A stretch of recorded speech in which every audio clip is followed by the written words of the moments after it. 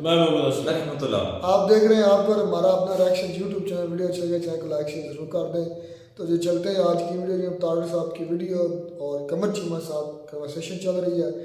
Tarar says India saved Pakistan in Red Sea. तो video के शुरू में ही कह देते हैं कि thanks a lot, bundle of thanks for Indian navy and total Indian people and Indian government specially. अब चलते हैं वीडियो की, अब देखते हैं वीडियो, फिर बाद में बात करते हैं। जी हेलो दोस्तों, मैं हूं कमर चीमा और दोस्तों जिस तरह कि आप देख रहे हैं मेरे साथ मौजूद हैं साजिद तारड़ साहब। तारड़ साहब, सबसे पहले तो आपके वक्त को बहुत शुक्रिया सर। Thank you. तारड़ साहब, दो तीन बड़ी इंपॉर्टेंट डेवलपमेंट्स हैं। एक तो बीबीसी और बड़े जो इंटरनेशनल ब्रॉडकास्टर्स हैं वो ये कह रहे हैं कि इंडियन जो नेवी है उसने रेड सी एरिया में जहाँ पे सोमालीज ऑपरेट करते हैं बाबुल मंदेब के करीब कुछ ईरानी वेसल्स को छुड़ाया है सोमाली पायरेट से, जिसमें 19 पाकिस्तानी भी थे। मैंने कुछ पाकिस्तानी सोर्सेज से कंफर्म किया, उन्होंने कहा जी सरकारी सोर्सेज से कंफर्म करने की कोशिश की, उन्होंने कहा जी हमें इस हवाले से नहीं पता। तारड़ साहब, आपको पता है आज मैं डॉक्टर जयशंकर को भी सुन रहा था, वो भी ये कह रहे थे कि हम इंडिपेंडेंट नॉन काइनेटिक जो ऑपरेशंस या कॉन्ट्रीब्यूशंस कर रहे हैं रेड सी अरेबियन सी में।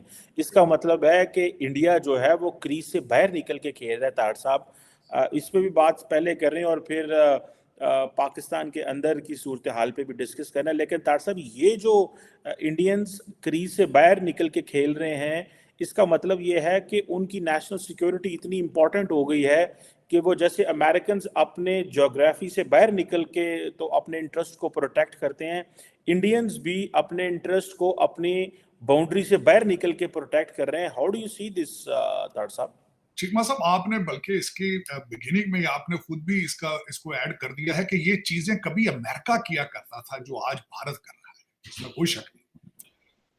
इस बिल्कुल डेफिनेटली, लेकिन उसमें मैं बिल्कुल यही कहने वाला था चीमा साहब। लेकिन देखें वहां पे सोमालियन भाईजान क्या कर रहे हैं, वहां पे ओरिजिनली तो उन्हें पता है कि दुनिया हूथियों के पीछे है, तो हमारे लिए अपॉर्चुनिटी है। कोई बहुत बड़ा कारोबार है सरकार, ये पायरेसी जो है बहुत बड़ा कारोबार है। उन्होंने अपॉर्चुनिटी उस पर मैंने इसके बारे में बड़ी डिटेल से पढ़ा है कि दोनों ये जो किश्तियां थी ईरानी थी, एक का नाम तो अल नईमी था, एक के और उस एक के ऊपर ईरानी थे और एक के ऊपर पाकिस्तानी थे मजदूर। जिस तरह बेचारे मजदूरी करने जाते हैं बेचारे, जो अगले दिन जिस तरह वो ईरान के अंदर मारे गए वो भी मजदूर थे, क्योंकि पाकिस्तान के हालात तो आपको पता ही है, बेचारे दरबदर होते फिर रहे हैं। और दूसरा जो आईएनएस सुमित्रा है उसने ये ऑपरेशन किया, बल्कि एक रात चेज करता रहा है। वो स्ट्रेस कॉल उन्होंने दी थी जब एक एतवार वाले दिन ये हुआ है, चेज किया है उन्होंने। एक का नाम ईमान था, दी ईमान, एक कश्ती का नाम दी ईमान है, दूसरी का नईमी है। फिर उसके बाद तस्वीर भी उनकी उन्होंने भारत के मीडिया ने उनकी तस्वीर भी जो है सोमालियन पायरेट्स की है वो भी दिखाई है। और दूसरा आप कह रहे हैं कि अभी तक पता नहीं चल रहा, डॉक्टर जयशंकर साहब ने इसको मेंशन ही नहीं करना था अगर ये खबर सर्टिफाइड ना होती। दूसरा मैं ये पहले भी बताना चाहूंगा कि पहले भी एक जो शिप था भारत का पटनम, उन्होंने एक नॉर्फेक को MVL लीला नॉर्फेक, उसको भी ऑपरेशन किया था। लेकिन दर हकीकत ये सारी चीजें आ जाती हैं अगर आपकी इकोनॉमी स्ट्रांग हो, अगर आपकी डिप्लोमेसी स्ट्रांग हो, अगर आपको अपने कंट्री के अंदर से 100% आपके साथ सपोर्ट हासिल हो। वो कहते हैं ना, हुसन हो तो नजाकत खुद ही आ जाती है। तो ये हुसन तो है। आज की मैं उसकी रिपोर्ट बताऊंगा। जो हुसन इस तरह है कि वो उनकी इकोनॉमी 5 ट्रिलियन की है, 3 सालों में 5 ट्रिलियन तक जाएगी और दूसरा 2030 तक वो 7 ट्रिलियन की जाएगी। उनकी ग्रोथ है, स्टेट बैंक ऑफ इंडिया ने ग्रोथ को 7% उन्होंने कहा, इवन देन नॉट ओनली 2024, हमारी 7% ग्रोथ जो होगी 2025 में भी यही होगी। तो फिर जब ये सारी चीजें चल रही हो, एयरबस आपके कदमों में हो, बोइंग आपके कदमों में हो, चाइना स्लोज भारत ग्रोज, ये सारा कुछ चल रहा हो, दुनिया सारी को आप दवाइयां प्रोवाइड कर रहे हो, जब आप तेजस जहाज अपने बना रहे हो, जब आप ह्यूज एक आपका डायस्पोरा जहां भी हो वो स्ट्रांग हो, और उसके बाद फिर आपको इन हाउस वोट भी 100% आपके साथ हो, तो फिर सारी चीजें होती हैं। यही एक मेरे ख्याल में। अब देखें ये सारा ना सिर्फ भारत आज ये जिस तरह आपने खुद फरमाया कि आउट ऑफ क्रीज खेल रहा है, अब इसमें ये चीजें इसके साथ जिम्मेदारियां भी बड़ी आती हैं जब आप क्रीज से बाहर निकल के खेलते हैं। देखें टारगेट अचीव करना इतना मुश्किल नहीं होता, टारगेट सस्टेन करना, मेंटेन करना एक इशू होता है। इस वक्त जो वेस्ट है वो परेशान है, अमेरिका बिलखसूस परेशान है भारत के इस कॉन्फिडेंस से, भारत की इकॉनमी से। और बिलखसूस मैं यहां ये भी बताना चाहूंगा कि ये जो ऑपरेशन किया गया इससे भी अमेरिका और वेस्टर्न कंट्रीज परेशान होंगे। उसकी वजह ये है कि ये रोल कभी ये अमेरिका ये किया करता था। दुनिया के सबसे बड़े बड़े शिप कैरियर सिर्फ अमेरिका के पास हैं, जो कि आज जो है वो इधर उधर तितर बितर होतियों से कांपते फिर रहे हैं, डर रहे हैं। तीसरा दिन है हमारे जो बुजुर्ग और ज़हीफ जो जिनको कोई पता नहीं है, मैं उनको कहता हूं आजकल की मैंने इनका नया नाम रखा है बाइडेन ओबामा एडमिनिस्ट्रेशन। तो वो तीसरा दिन है, CNN डर के बातें कर रहा है कि हम ईरान के साथ करें, क्या करें, क्यों करें, किस तरह करें। तो ये इस तरह के हालात अगर हो तो फिर भारत को मैं समझता हूँ hat off to that, my hat off to that. उनको मैं समझता हूँ कि they are doing it, they are filling a gap. एक इंटरनेशनल वैक्यूम है इस वक्त सुपर पावर्स का, वो इस तरीके से कि 12वां साल चल रहा है इस वक्त के बराक ओबामा साहब अमेरिका को चला रहे हैं, 12 साल। अब 8 साल उनके अपने और 4 साल बाइडेन साहब के।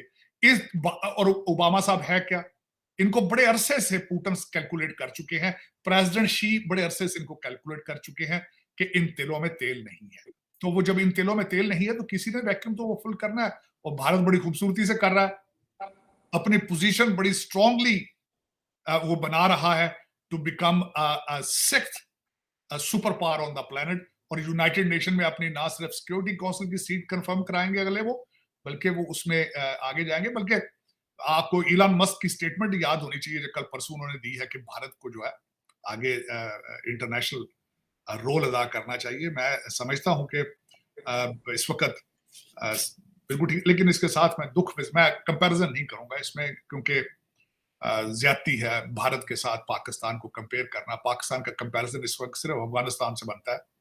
IMF ने फरमाया क्यों था साहब, इंडिया की पॉपुलेशन भी तो ज्यादा है हमसे। पॉपुलेशन नहीं है, फॉर एग्जांपल एक फैक्टर, सिर्फ एक पॉइंट में तार साहब, 800 मिलियन लोगों को नरेंद्र मोदी ने पिछले स्टेट इलेक्शंस में कहा है कि हम आटा देंगे, वीट देंगे। मतलब अगर 400-500 मिलियन लोग बेहतर जिंदगी गुजार रहे हैं तो दैट डजंट मीन बाकियों को भी तो बेहतर जिंदगी गुजारनी है ना।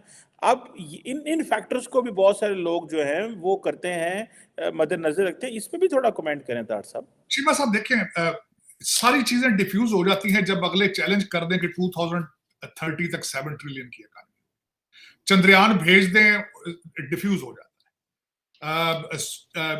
सन के ऑर्बिट्स में अगले पहुंच जाएं, सारा कुछ डिफ्यूज हो जाता है। अमेरिका में 2 प्रेसिडेंशियल कैंडिडेट उनके भारतीय निजात हो, वाइस प्रेसिडेंट अमेरिका का भारतीय निजात हो, डिफ्यूज हो जाता है।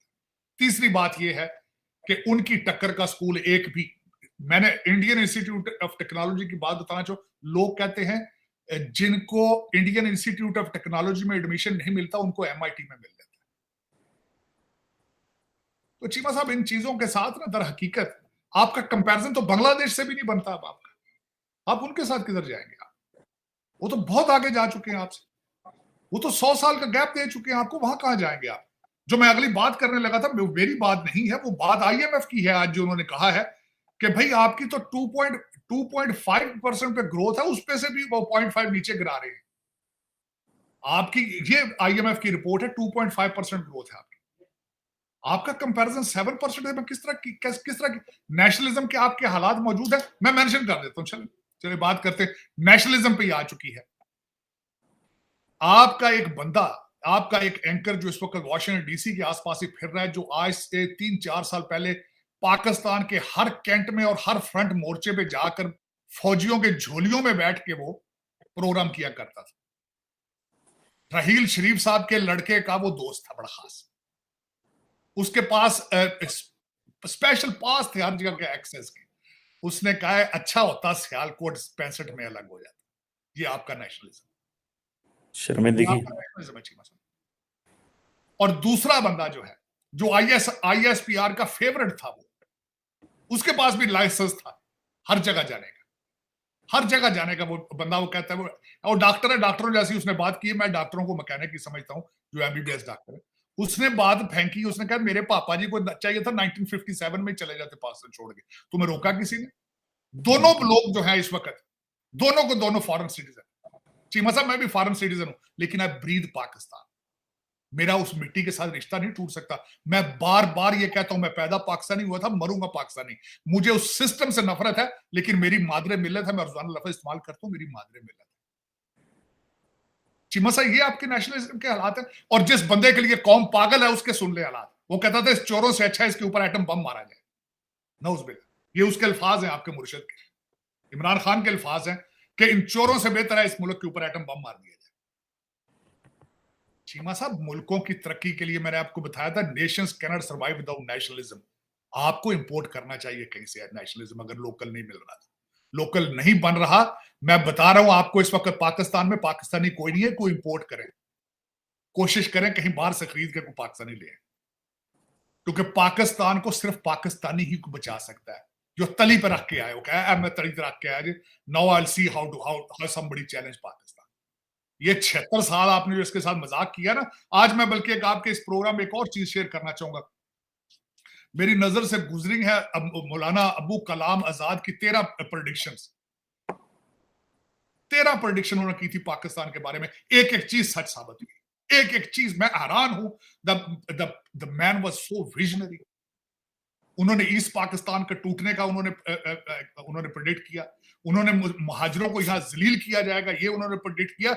उन्होंने यहां तक प्रेडिक्ट किया कि कायदे आजम और लियाकत अली खान के बाद यहां कोई सेंसिबल लीडर पैदा नहीं होगा। ये अबुल कलाम आजाद कह गए थे। उन्होंने कहा था ये इस्लाम को नुकसान पहुंचाएंगे, पाकिस्तान बना रहे, ये इस्लाम को धोखा देंगे, यहां फिरके बनेंगे, यहां से अकलीतें निकाली जाएंगी। एक एक चीज आप प्रूव हो चुकी, एक एक चीज प्रूव हो चुकी। चीमा साहब आपने मजहब के नाम के ऊपर जो क्या कुछ नहीं किया, आपने इन्होंने प्रेडिक्ट किया था अबू कलाम आजाद। और आज देख लें आप क्या, आपका कंपैरिजन तो बनते ही नहीं है, बल्कि अफगानी आपका मजाक उड़ा रहे हैं, इस वक्त मजाक उड़ा रहे हैं आप। कभी आप कहते हैं हम चाय पीने जा रहे हैं, कभी आप कहते हैं हम कैबिनेट वहां बनाएंगे, कभी आप इस्लामाबाद में तालिबान के झंडे लगाते हैं, फिर वो TTP आपके अंदर घुस के मारती है, आप उनकी मिन्नतें करते हैं हमें इनसे बचाओ। उन्होंने बचाया, बचा रहे हैं आपके साथ। आज वो इंडिया के साथ है, आपके साथ नहीं है। आप ये समझते रहे कि इंडिया की इन्वेस्टमेंट जो सारी खराब हो चुकी, नहीं हुई, बल्कि आपके बॉर्डर के ऊपर आज सऊदी अरेबिया और India is doing the naval exercise near your borders in Karachi. और आपकी डिप्लोमेसी किधर है, आपकी फॉरेन पॉलिसी किधर है? आज आप कभी सोचा किसी ने कोई शर्मिंदा ही हो जाए आके टीवी पे कि यार मैं शर्मिंदा हूं? आज तक। लेकिन चीमा साहब कोई नहीं। और सबसे बड़ी बात जो मुझे याद आई है, मैं मेंशन करना चाहता हूं, आपकी नाकामियों की सबसे बड़ी नाकामी, इसकी प्रेडिक्शन भी अबू कलाम आजाद ने की थी। उसने कहा था ये मजहबी नहीं है, मुआशी तौर पे ये पाकिस्तान बना रहे हैं, मजहबी नहीं है। और फिर उसने कहा था कि जो मुसलमान बिजनेसमैन है, ये मुगलिया सपोर्ट के बगैर बिजनेस नहीं कर पाते थे। They are under threat right now, they want to make Pakistan. ये फेल बिजनेसमैन है ये सारे मुसलमान। ये प्रेडिक्ट किया था अबू कलाम आजाद ने, क्योंकि इनको हमेशा सपोर्ट होती थी मुगलों के पीछे से। और जब मुगल नहीं रहे तो फिर वो बिजनेस नहीं कर सके, बिजनेस में फेल हो गए थे। फिर वो आके उन्होंने पाकिस्तान बनाया। जो कर रहे हैं इसके साथ आपके हालात पता है आपको। इस वक्त एक भी पाकिस्तानी नहीं है वहां, सारे के सारे आप लंदन बेस हैं, दुबई बेस है, फराडिये इकट्ठे हैं आप सारे के सारे। चाहे कोई अफसर है गवर्नमेंट में तो भी फराडिया, जो बाहर है वो भी फराडिया। करेक्टर नाम की चीज कोई नहीं है, किरदार साजी आपने बंद कर दी। पता नहीं पर चीमा साहब आपकी डायरेक्शंस क्या होनी है, लेकिन आपको ये सोचना होगा कि आपके शहरियों को रेस्क्यू भारत कर रहा है। ईरान आपके शहरियों को नारे मार मार कहता बाहर निकलो, पाकिस्तानी केड़े। उन्होंने गोली मारने से पहले पूछा था।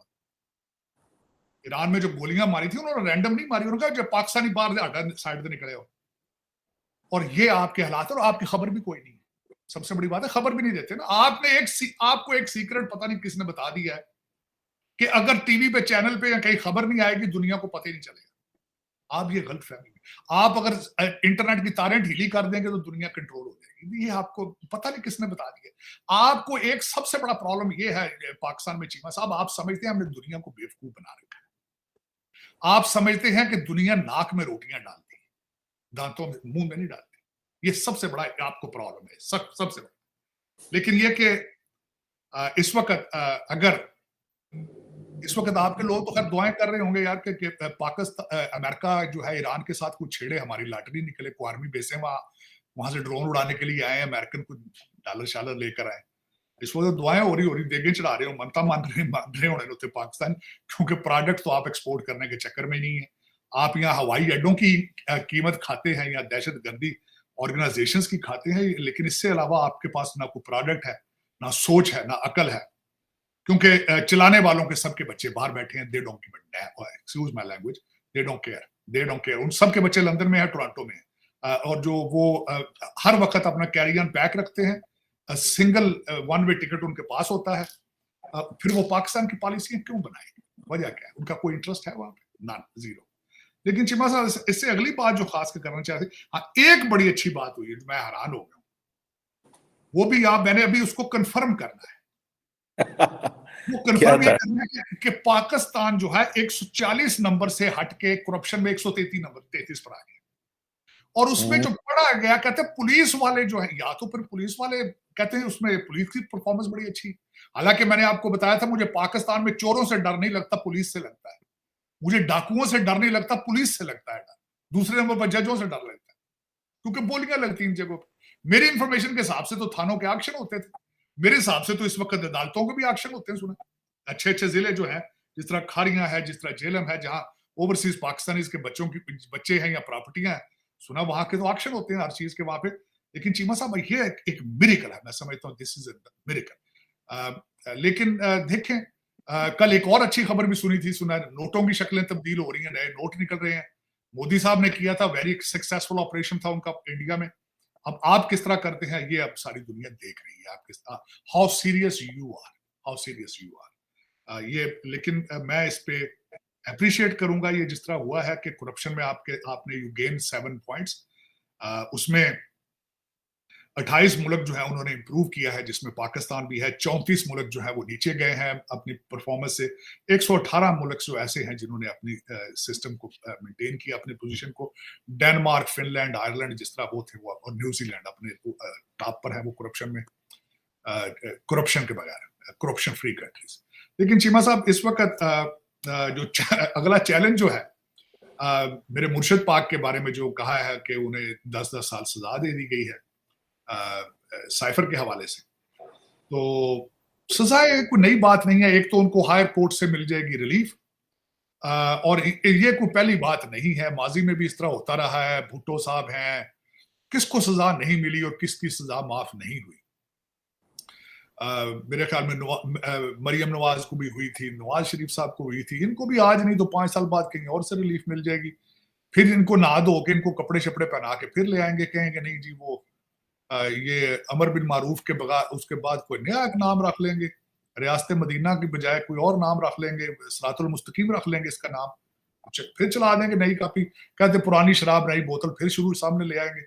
लेकिन चीमा साहब, दुख वाली बात यह है कि आज मैं जो एक आर्टिकल पढ़ रहा था बिलखसूस इस हवाले से कि सियासतदान, खैर सियासतदान, मैं तो उनको सियासतदान मानते ही नहीं, क्योंकि सारे के सारे एस्टेब्लिशमेंट के पेट से पैदा हुए हैं और उन्हीं की मर्जी से चलते हैं। लेकिन आज ये बात मैं देख रहा था कि पाकिस्तान में सिस्टम हाइब्रिड सिस्टम है। सिस्टम क्यों नहीं चलता? क्योंकि पाकिस्तान में सिस्टम को कामयाब होने ही नहीं दिया जाता। ये कई लोगों के फायदे में है कि साल डेढ़ के बाद इनको जूते मार के बदनाम ये हो, मलाई खाते कोई और हैं, और ये सामने जलीलो ख्वार करके रजीम चेंज करके तो साइड पे कर देते। लेकिन ये क्या है, ये वो क्यों नहीं सोचते? मैं बल्कि आज ये सोच रहा था कि जो भी है कमांड में है तो कोई पाकिस्तानी ना, कोई क्यों नहीं सोचते कि पाकिस्तान कहाँ जा रहा है इस वक्त, वेयर आर यू गोइंग? बल्कि मैं देखिए अगले दिन हैरान था, जब एक किसी का सुन रहा था मैं बात, बल्कि अनवर मकसूद साहब का इंटरव्यू ने मुझे बड़ा अपील किया है।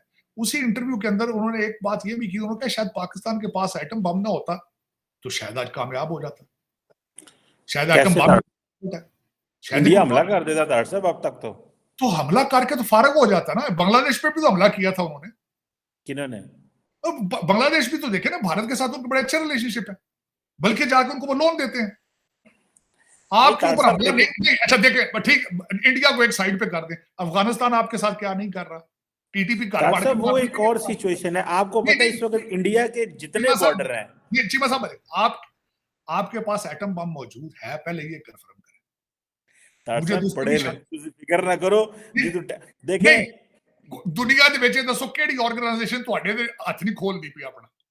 मुझे एक बात बताएं, जब वाजपेयी साहब ने चेक किया था पाकिस्तान को कि पाकिस्तान के पास न्यूक्लियर वेपन है या नहीं, उन्होंने टेस्ट किया था। LK अडवाणी साहब जो बीजेपी के बड़े सीनियर रहनुमा हैं, उन्होंने कहा जी हमने खित्ते का बैलेंस बदल दिया है।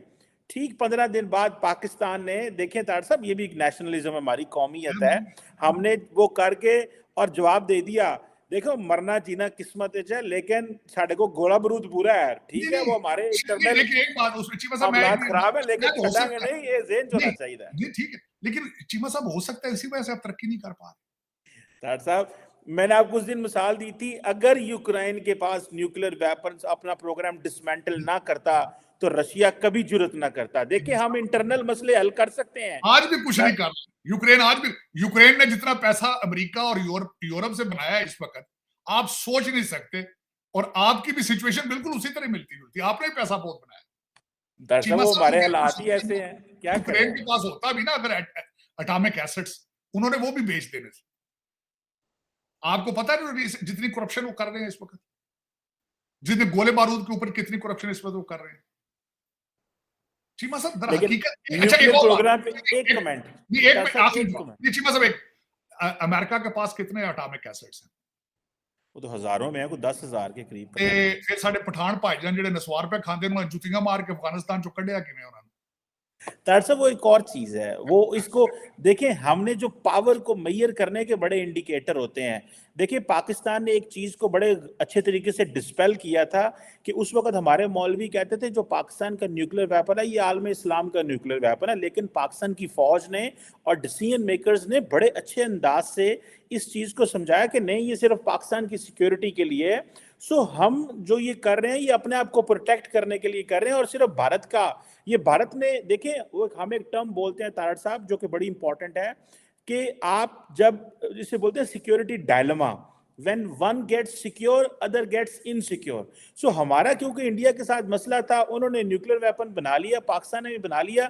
अब इसको कहते हैं, अच्छा तारड़ साहब एक पॉइंट यहाँ पे मैं रेज करूं, 2019 में, मैं अमूमन आप बोलते हैं 2019 में जब जब 20 में जब मोदी साहब ने, चाइना ने LAC के ऊपर अटैक किया और फौजी मरे, 2019 में पाकिस्तान पे उन्होंने किया, तो डॉग फाइट में जब उनके जहाज गिरे, उसके बाद नरेंद्र मोदी साहब ने और उनकी कैबिनेट ने फैसला किया कि हमें मिलिट्री मॉडर्नाइजेशन करनी है। उससे पहले वो कहते थे जंग तो होनी को नहीं, करना क्या है, हमने एक चीज की है, इसको कहते हैं स्ट्रेटेजिक स्टेबिलिटी। स्टेबिलिटी आ गई थी, फिर बाकी अगू नवाज शरीफ, इमरान खान एस्टैब्लिशमेंट पंगे लेंदी मुल्क के नाल, फिर इंज ते होना तारड़ साहब जो तमाशा लगा, लेकिन हम खड़े तो रहे हैं।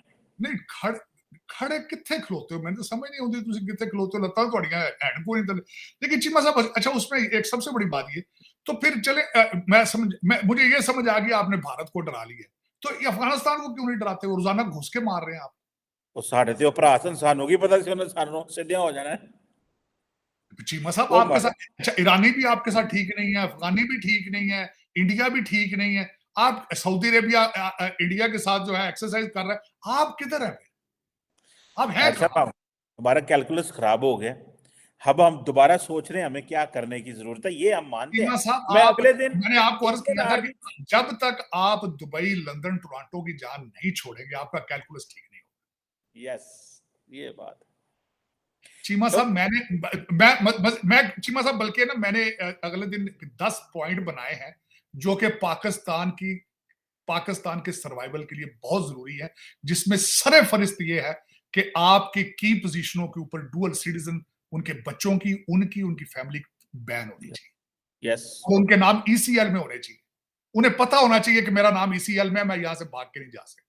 की पोजीशंस पे जो लोग हैं, सबसे पहले जिसमें जुडिशरी है, आपके पुलिस वाले अफसरान जो हैं, और दूसरा आपके जितने एडमिनिस्ट्रेशन, उनका बैन होना चाहिए बच्चों का बाहर होना, और उनका बैन होना चाहिए उनके डुअल सिटीजनशिप। जब तक ये नहीं करेंगे आप, बल्कि आपको मैं मजे, भारत में ये लीगल नहीं, भारत के अंदर ये नहीं है कि मेरा मकसद हर दूसरा बंदा जेब के अंदर फॉरेन पासपोर्ट डाल रहा है।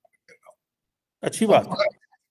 इसके बगैर आप बच नहीं पाएंगे, इसके बगैर बचे, क्योंकि उसकी वजह ये है कि आप बड़ी आसानी के साथ पैसा निकाल के ले जाते हैं। बल्कि मैं चीमा साहब, मैं दुख के साथ मैंने अपनी आंखों से एक दफा देखा था, मेरा फॉरेन अकाउंट था अस्करी बैंक के अंदर ब्लू एरिया में, मैं नीचे बैठा था जाके एक दफा, ये बड़ी पुरानी बात, आप सोच नहीं सकते कि वहां कितने लोग आ रहे थे, मुलाजमीन अपने अफसरों की बच्चों की ट्यूशन फीसें और खर्चे डॉलरों में भेज रहे थे, अमेरिका और बरतानिया और कनाडा।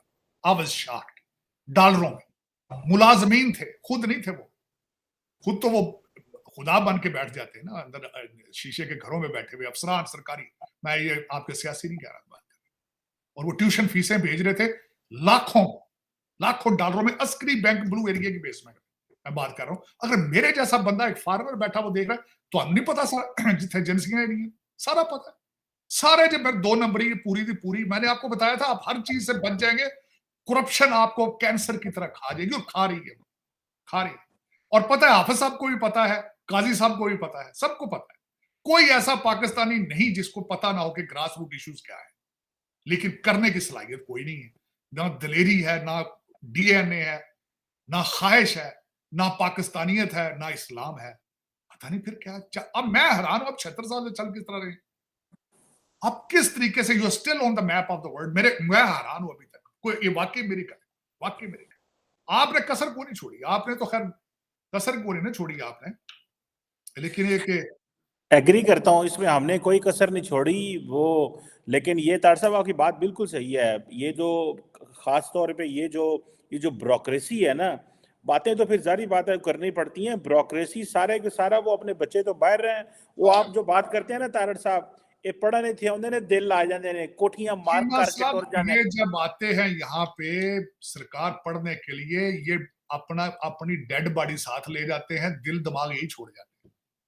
निशानियां ला जाती बेगम जाके कहती ए टाउन हाउस लेना है, ए घर लेना है, बच्चा जाई टाउन च जाएगा कि बंदा उथे स्टैनफोर्ड च जाएगा, वो फिर जो वापस जाता है ना, वो उसको पाकिस्तानी नजर नहीं आते, उसको डॉलर नजर आते हैं, पाउंड नजर आते हैं, और फिर शिकार करता है, वो शिकारी बन के जाता है यहां से, और फिर वो मेरे मुल्क के अंदर जाके वो जुल्म करता है कि फिर रह नाम साइंदा, फिर तभी ये हालत, और आता खुद कहां से, लोअर मिडिल क्लास से, आउंदा साइकिल ते, पहलो तेन गौरमेंट देंदी है ना पजारो, गौरमेंट देंदी, फिर इत्थे आउंदा है, फिर विस्कियां पींदा है, फिर इत्थे मेमा वेखदा है, फिर बीचां ते जांदा है, मैडम जेड़ी रोज मालां शॉपिंग करदी, वो फिर जांदे उत्थे, और रहिंदे ने उत्थे।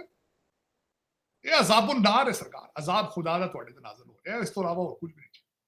ये अजाब, ये खुदा तो डरो, खौफ खुदा मंगो, खुदा दा मेरे मैं तो रिक्वेस्ट करना कि खौफ खुदा मंगो जो लभ सकदा जे, वरना यू वोंट सर्वाइव। और देखो जो अफगानिस्तान अगे निकल गया सरकार, मोटरसाइकिल खोते तो फिर जे खोते वो अगे, देखो ना किस तरीके तो ਤੁਹਾਡਾ डॉलर सक करके सारा लै गए, देखो तुसी सारे हार्वर्ड दे पढ़े टिक टिक करदे फिरदे ने, साइटरी सारे, वो हमसे ज्यादा पैट्रियोटिक हैं तार साहब, देखें सर अगले दिन मैंने यहाँ पे वीडियो देखी है, गवर्नर एक सूबे का आधी रात को निकल के जाकर सड़कों में पूछता है लोगों से यू आर सेफ और नॉट, आपने खाना खाया कि नहीं खाया। मैं एक बंदे को अगले दिन स्पेशल मिलने गया जो अफगानी है, अफगानिस्तान से होके आया, उसने कहा निकलो आप आधी रात को काबुल से 200 मील का सफर करके दिखाओ तुम्हें हाथ लगा जाइए। आज की बात उसने कहा हर जगह पे रोक के पैसे नहीं मांगते थे, रिश्वत पूछते थे, खाना खाया, पूछते थे कोई तकलीफ तो नहीं, बैरियर्स के ऊपर पूछते। चीमा साहब छो पता बॉटम लाइन आती है डीएनए, गल्लां मुकदियां ने डीएनए, असलां ते मुकदियां ने गल्लां। चलो लेकिन चीमा साहब कोई नहीं, मैं अभी तक हाफिज साहब पे ना उम्मीद नहीं हूं, हाफिज साहब पे उम्मीद है अभी मुझे, मेरी दुआ है उनके लिए, मेरी दुआ है काजी साहब के लिए भी दुआ है, उनके लिए भी, क्योंकि यही 2 लोग पाकिस्तान को कुछ करने की सलाहियत रखते हैं, दूसरे तो मजाक कर रहे हैं, दूसरे दान करते फिरते, दूसरे तो गुचियां दी टोपियां पाई फिरदे, दवालियां दूजियां फारदियां जैकटां पाई फिरदे, फैशन उत्ते करदे फिरदे तमाशे, दूजे ते सरकार जेडे ने वो तो लुटण गए ना। लेकिन ये कि तार साहब ये जो एलीट है हमारी, जैसे आपने कहा फर की जैकेटें पहनते हैं, बिलावल साहब के बारे में आता है $1800 का जूता पहन लेते हैं, ये कनेक्ट क्यों नहीं करते? वो पंजाबी कहते हैं झूठे ही क्यों नहीं, अगले बंदे को। मैं वो देख रहा था कि मतलब कि फील कराएं अगले बंदों को कि मैं चीमा साहब आप कैसे ही हैं, क्यों नहीं मैं आज कराते? चीमा साहब मैं आज इलेक्शन लड़ रहा हूं पाकिस्तान, मैं कैंची चप्पल पा के बुक्कड़ मारी होवे ते होंडा 70 दे वोट मंगण जा पा तो हम किसी मुंह ही नहीं ला। ना आज इतने बैठे हैं ना सरकार। मुझे केजरीवाल की बात बताएं, आम पार्टी वाले की, मफलर मुंह तो पाई फिर आईसीएस अफसर है उन्होंने जैसी साहब मेरे जो पार्टनर सरदार साहब मिलने गए, कहते फ्लिप फ्लॉप कैंची चप्पल च बाहर आया तो मफलर मोढ़े ते रखे सास केजरीवाल आम पार्टी। तभी तो मेरा जैसा बंदा चीखता है ना, चौधरी साहब लाहौर से 100 किलोमीटर के फासले पे दुनिया ही और लेगसी है, खौफे खुदा है, एवं नहीं तरक्कियां हो जाएंगी। 7% इकानमी एवं नहीं ग्रो कर जाती, $7 ट्रिलियन दी इकानमी एवं नहीं बढ़ जाती, उसके पीछे कुछ ना कुछ जरूर होता है चीमा साहब। गलती से 7 ट्रिलियन की होती है इकानमी। तार साहब आपने केजरीवाल की मिसाल दी, आपने अभी अपनी मिसाल दी कि आप आए, मैं आपको जो कहा है कि आपको लोग वोट नहीं पूछेंगे नहीं, तार साहब यहाँ पे अगर आप लैंड क्रूजर में नए आपको तो पानी नहीं पूछता, आप जितनी बड़ी गाड़ी पे आते हैं लोग आपको उतना अच्छा वेलकम करते हैं, ये तो प्रॉब्लम है ना फिर। नाल भी बंदे मुस्टंडे रखे कोपा वाले, झगड़ा है ही नहीं किसी नाल, कोपा शो वो आप वाली बात के शरीफ आदमी को कोई रिश्ता नहीं देता। वो जो है ना टीचर वाली आपने जो मिसाल दी थी वो बात तो बड़ी फिट बैठती है कि वो है ना, फिर एक जो लेक्चरर स्टार में 17 ग्रेड का लेक्चरर उसका रिश्ता देता है कोई? एसी एसपी को देखें आप तो उनके हालात देखें आप। जब करैक्टर साजी छोड़ दी जाए, शराफत ही आपने प्रमोट करनी छोड़ दी हो, फिर सोसाइटी इस तरह कोलैप्स करती है। क्योंकि मैंने आपको बताया कि पूरे मुल्क में से खालिस गिलास का दूध नहीं मिलता, दूध का गिलास नहीं मिलता सारे मुल्क में से। वो अगर कड़ियों पानी नस गया तो पता नहीं की हो गया यार। तार साहब वो अगर टीचर कोई हो ना यूनिवर्सिटी कॉलेज में पढ़ाता हो तो उसे पूछना है पुत्र कोई नौकरी करनी है कि मैं पढ़ाना ही है? मतलब ये कि ये तुम क्या कर रहे हो फजूल काम, कोई नौकरी करेगा कि बस पढ़ाएंगे ही? चीमा साहब मेरे एक दो खास अजीज यार दोस्त थे, जज थे बेचारे, रिश्वत नहीं लेते थे, तो मुझे अक्सर लोग ताने मारते कहते सन यार तेरा यार बड़ा बुजदिल है यार, की इनू नाल नहीं रखते, ये तो बुजदिल है बड़ा यार, ये तो फिट नहीं है, ज़हनी तो बीमार है। चीमा साहब बस ये एक अलमिया है इस मुल्क का, मैं इस पे क्या कह सकता हूँ। मैं तो बॉटम लाइन पे इस पे इत्तफा कर चुका हूँ कि कोई डीएनए का प्रॉब्लम है और कोई प्रॉब्लम नहीं है, क्योंकि बॉर्डर से बिल्कुल दूसरी साइड पे उन्होंने प्रूव कर दिया दुनिया को। जिस तरह मैंने आपको बताया शुरू ही हमने इस चीज पे किया कि उन्होंने अगले जहां के ईरानी कश्तियों से पाकिस्तानियों को बचा रहे हैं, उन्होंने प्रूव कर दिया कि दिस इज नेशनलिज्म। बिल्कुल सही बात है तार साहब। और अहम बात यह है कि वो जो आप अक्सर बात करते हैं यूथ के वाले से कि हमने अपनी यूथ को टिकटॉकों पे और इन ट्वीटों पे लगा दिया कि ये करो, प्रोपेगेंडा करो, और उसका हमें नुकसान हो रहा है। और हमारे बच्चे जो है उनको कोई पता नहीं है मुस्तकबिल हमने आईटी पढ़ना है क्या पढ़ना है, उनके बच्चे ने तो आईटी पढ़ रहे हैं। इसीलिए तो सारी मल्टीनेशनल वो जो बोइंग है, एयरबस है, इंडिया जाती है क्योंकि इंफ्रास्ट्रक्चर मौजूद है। वो हमारे पास तो तार सब चाइनीज आ गए, वो परेशान है। नहीं, आखिरी बात ये बताना चाहूंगा चीमा साहब, कल मेरी नजर से गुजरा 500 से ज्यादा जहाज इस वक्त पूरी दुनिया में सबसे ज्यादा बोइंग और एयरबस जो है भारत ले रहा है, इंडिगो और दूसरी एयरलाइनें ले रही, टाटा ले रही। ठीक हो गया। चौसा पिछले 2 महीनों में पीआईए के 8 एयर होस्टेसें और एयर स्टीवर्ड कनाडा भाग गए, वापस नहीं आए, और वो प्लान कर रहे हैं कैनेडियन आपकी पीआईए को बैन करने के। 8 आपके एयर स्टीवर्ड और एयर होस्टेसेस पिछले 2 महीने में भाग गए। क्यों? क्या जरूरत क्या है? क्योंकि सजा, आपने सजा देनी छोड़ दी। सजा तो देते ही नहीं, सजा तो गरीबों के लिए है ना, जेलें तो सिर्फ गरीबों के लिए। लेकिन ये कि कुछ सोचो यार, इकट्ठे होकर सोचो कि कर रहे हैं ऐसे। What the hell we are doing? What is our destiny? एक साइड पे इंडिगो आप कहते हैं ना, फिर आप कहते हैं जी हम बम है, हम इंडिया ने बनाया था, डरा के रखे। 500 जहाज ले रहे हैं कमर्शियल एयरलाइन, इंडिगो और टाटा वाले, और आपकी एयरलाइन सारी भाग रही है कनाडा जा रही है। चलो, मैंने बस पे किसी पे पढ़ा था, उसने कहा पसंद अपनी अपनी नसीब अपना। बिल्कुल सही है, पसंद अपनी अपनी नसीब बना। थैंक यू वेरी मच तार साहब। Sir it's always pleasure talking to you sir. बहुत शुक्रिया सर आपका। तो ये जी वीडियो होगी खत्म भाई। अब तो हम ना तारड़ साहब के फैन हो गए मुस्तकिल, क्योंकि जो ये बातें करते हैं ना, मैं कहता हूँ एंड का यकीन जाने तारड़ साहब अगर मेरे पास होते तो मैं उनका सर मुबारक चूम लेता। माशाल्लाह चूमने के लायक और बातें जो है ना वो भी काफ़ी हार्ड टाइप की करते हैं, लेकिन करते ठीक है। सिर्फ एक छोड़ के इमरान खान के खिलाफ जो करते हैं, बाकी सारी बातें बिल्कुल ठीक करते हैं। क्योंकि नहीं ऐसा भी तो हो सकता है तजर्बा है भाई, उनका तजर्बा है, वो काफ़ी दुनिया फिरे हुए हैं, तो वो मुझे लगता है कि काफ़ी हद तक जो है ना मोस्टली जो बातें हैं ना वो बिल्कुल ठीक करते हैं। असलम भाई ऐसा भी तो हो सकता है कि हम इमरान खान से मोहब्बत ही इस कदर ज़्यादा करते हैं कि हमें उनकी बुराई नजर ही नहीं आती है। नहीं भाई, अगर होती तो नजर नहीं रहमतुल्लाह, ये बात कैसी है? बुराई किस में नहीं है? सभी में ये तुमने कौन सी चवल मार? नहीं, इतनी ज्यादा नहीं, इतना इस लेवल की नहीं है जो वो दोनों क्या है हर बात में उसको जो है ना टॉर्चर करते रहते हैं कि इमरान खान ये वो, इतना भी नहीं है वो गलत है। अगर आप नवाज शरीफ यार मैं बात ये कर चुका हूँ, साथ देंगे हम जो है हो सकता है वो एंगल ना नजर में आता हो जो वो देख रहे हैं, पता नहीं उनको कौन सा एंगल नजर आता है। चले जी खैर बात इमरान खान पर नहीं है, वो ज़्यादा दिन तूल खींचेंगे, लेकिन हम इतना महसूस होगा कि जिससे मोहब्बत होती है उसकी बुराइयाँ नज़र नहीं आती।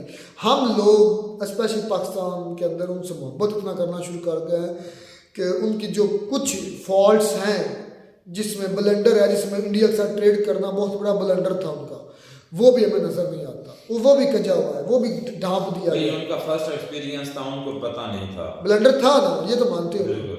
गलती हो गई ना, होती है, ये मतलब को उसमें गलती नहीं है, तो हो सकता है उस एंगल से हम ना देखते हो। अच्छा,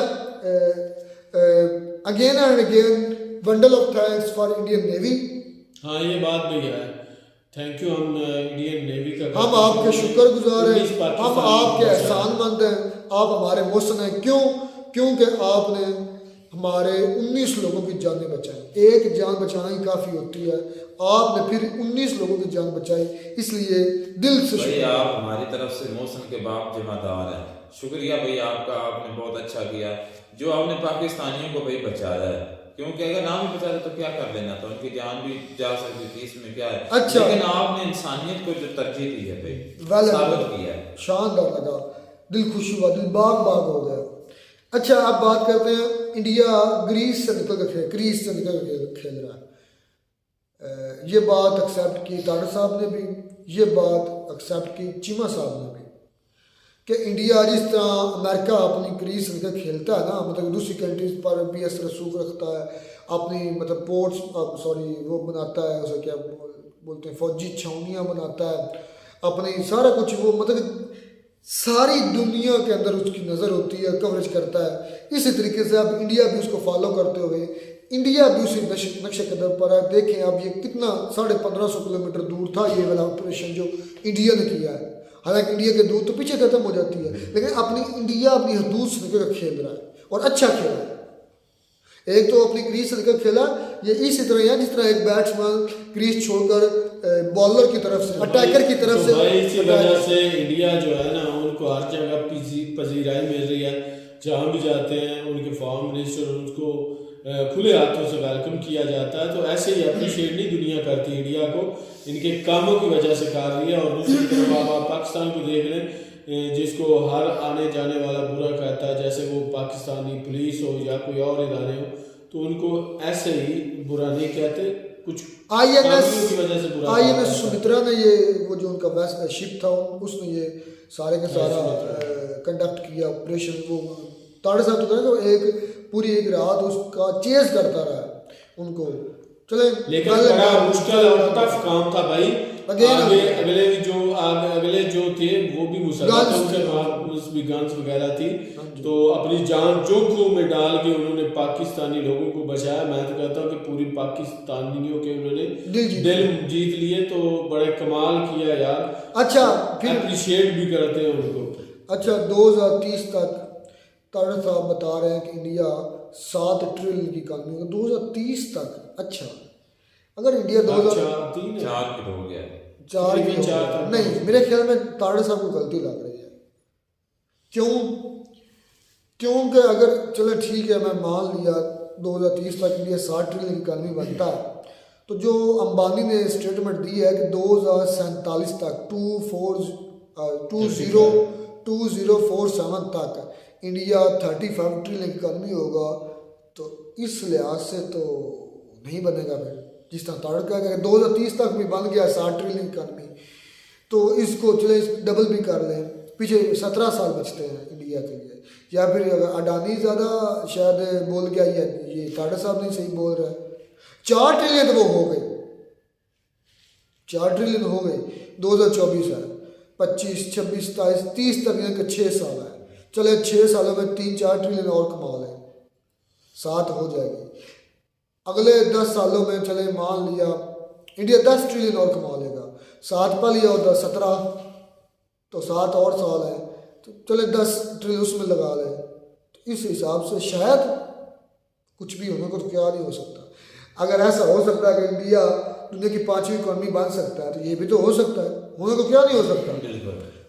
लेकिन 2030 तक ये इंडिया के स्टेट बैंक की वो बता रहे थे तारड़ साहब कि इंडियन स्टेट बैंक की ये स्टेटमेंट है कि इंडिया 2030 तक 7 ट्रिलियन की इकॉनमी होगा। हो भी सकता है, उनका स्टेट बैंक जो कह रहा और है आप और पाकिस्तान की क्या बात है, वो कहा 2055 तक भी आप इधर ही होंगे, ये स्पीड हो गया। मैं कहता हूँ 2000 जो है ये 5000 तक भी यहाँ पर ही रहेगा जिस तरीके से अच्छा सिचुएशन है ना। बातें बड़ी शानदार, वो तभी मैंने कहा कि आप खत्म हो जाएगा। मैं इसका पता नहीं, लेकिन कंडीशन क्यों मैं तब भी कहता हूँ कि तारड़ साहब के अब तो हम पक्के फैन हो गए हैं। क्यों हो गए, उनकी बातें शानदार, उन्होंने प्रेडिक्शंस की हैं, बताई हैं अब्दुल कलाम आज़ाद की, वो बड़ी शानदार प्रेडिक्शन। अब्दुल कलाम आज़ाद पाकिस्तान बनाने के हक में नहीं थे, कि क्यों नहीं थे, उनको लग रहा था कि ये वाकई में एक मजहबी स्टेट नहीं बन रही, और वाकई ऐसा हुआ। उन्होंने कहा कि ये एक मुआशी स्टेट बन रही है, जिसमें बहुत बड़े बड़े जो ताजर या ट्रेडर्स थे उनके लिए बनाई जा रही है, और ये साबित हो गया। हम कहाँ हैं मजहबी, कहीं भी नहीं हैं मजहबी नहीं है। अच्छा, जो प्रेडिक्शन उन्होंने बताया कि ईस्ट पाकिस्तान का टूटा, हैरान हो गया मैं भी ये बातें सुनकर। ईस्ट पाकिस्तान टूट नहीं गया, मशरकी पाकिस्तान जिसे हम कहते हैं टूट गया, महाजर जलील नहीं हो रहे। हिंदुओं के साथ क्या होगा, कितने इधर भाग के चले गए। ईसाइयों के साथ क्या हो रहा है, माइनॉरिटीज कितनी परसेंट थी, आज कितनी परसेंट है, जलील हो रहा है। लियाकत अली खान के बाद कोई अच्छा लीडर नहीं मिलेगा, नहीं।